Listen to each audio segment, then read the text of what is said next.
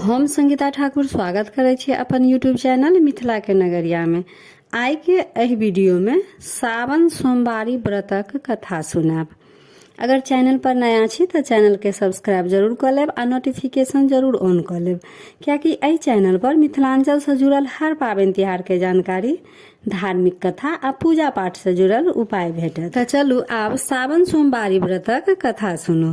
प्राचीन काल में एकटा गांव में एकटा ब्राह्मण रहे छलखिन। हुनका एकटा बेटी रहन। हुनका भाग में लिखल रहन जे ओ विवाह होइते विधवा भ जेती। ब्राह्मण जतऽ बर तक जाथिन निश्चिते ओतऽ कोनो न कोनो प्रकारक अनिष्ट भ जाय आ ओ बर मरि जाथि। एहिसँ ब्राह्मण बड़ व्यथित भेला। ब्राह्मणी के कहलखिन, सुनू आब हम बर के उद्देश्य में कतौ नहीं जाय। ब्राह्मणी के किछो अर्थे नहीं लगलनि। बड़ अनुरोध केला जे जतऽ जाइ छी कथा ठीक ठौर करै छी, विधि तेहन नहीं डांग मारै अछि जे बरक मृत्यु भ जाइ अछि। एहि जीव हत्या से आब हमरा वैराग भ गेल अछि, तैं हम आब कतौ जीव हत्या करऽ नहीं जायब। मुदा ब्राह्मणी नहीं मानलखिन। बजलखिन ब्राह्मणी जे बेटा तो लोग के कुमारो रह जाय छै, मुदा बेटी कतौ कुमार रहले हन। सौंसे गाम हमरो दूर दूरेने रहै अछि, तैं जेना होइया जे करऽ पड़त एकरा विवाह क लिअ बेटी के। अंतिम सभा रहे। एकटा ब्राह्मण घर घुरि क जाइत रहथिन।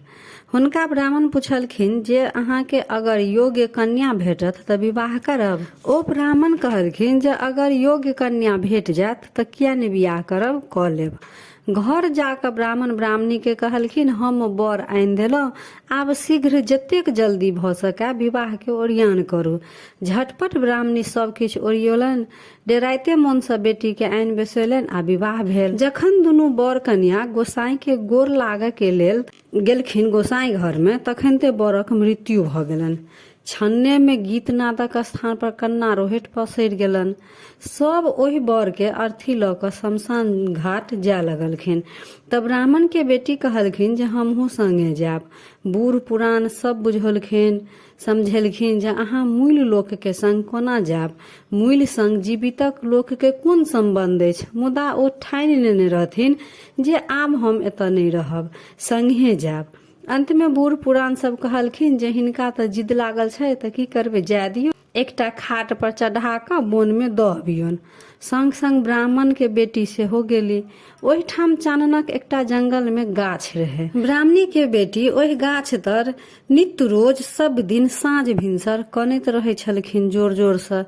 ओहि गाछ पर विधि विधाता के वास छलनि। विधि पूछलखिन विधाता से जे अतेक राति में के कनै अछि। तखन विधाता कहलखिन जे एकटा ब्राह्मण के बेटी छथिन, ओ विधवा भ गेल छथि। तखन विधि कहलखिन जे हुनका विधवा जन्म केना कटतनि। विधाता कहलखिन, एहि दुआरे अहाँ के कोनो बात नहीं कहै छी। ओ सावनक सोम करती त हुनका विधवा जन्म कटि जेतनि। तखन विधि पूछलखिन जे एहि सोमक व्रतक विधान केना करऽ पड़तै। विधाता सबटा फरिया क कहलखिन। नीचा बैसल जे ब्राह्मण के बेटी रहे सब कुछ सुनि लेलनि। ओ हलैस उठली। सावन के सोम लग अबै बला रहे। पियर फूल, हरियर दूइब आ सिन्दूर ल क ओ 14 ठाम पूजा केलखिन।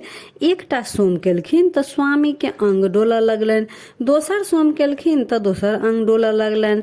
तेसर सोम केलखिन त तेसर अंग डोलऽ लगलनि। आ चारम सोम केलखिन त चारू अंग डोलऽ लगलनि। पांचम सोम में ब्राह्मण राम राम क उठला।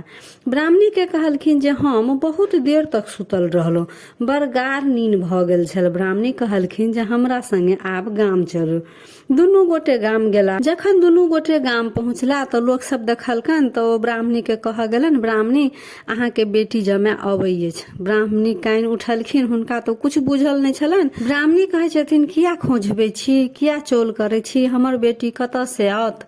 सब जखन बड़ बेसी जोर द क कहलकनि, नहीं बेटी आबि रहल अछि, हम सब नहीं खोजबै छी, तखन आबि देखलखिन त सच्चे दुनू गोटे आबै छलखिन। ब्राह्मणी बड़ खुश भेली। तैं जेना ब्राह्मणी के पहले भेलनि तेहन केकरो नहीं होय, आ जेहन ब्राह्मणी के पाछा भेलनि तेहन सबके होय। तो यह रहा सावन सोमवारी व्रतक कथा केहन लागल कमेंट जरूर करब। आ नीक लागल त लाइक शेयर सब्सक्राइब क क मैथिली भाषा के सपोर्ट जरूर करब।